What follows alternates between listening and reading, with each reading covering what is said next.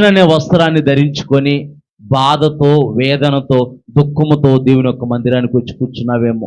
ఒకవేళ నీవు నీతిగా ప్రవర్తిస్తుంటే, నీవు నీతి అనే వస్త్రాన్ని ధరించుకొని న్యాయబద్ధంగా నీతిగా జీవిస్తుంటే అనేకులు నిన్ను అవమానపరుస్తున్నారేమో, అనేకులు నిన్ను అపహాసం చేస్తున్నారేమో.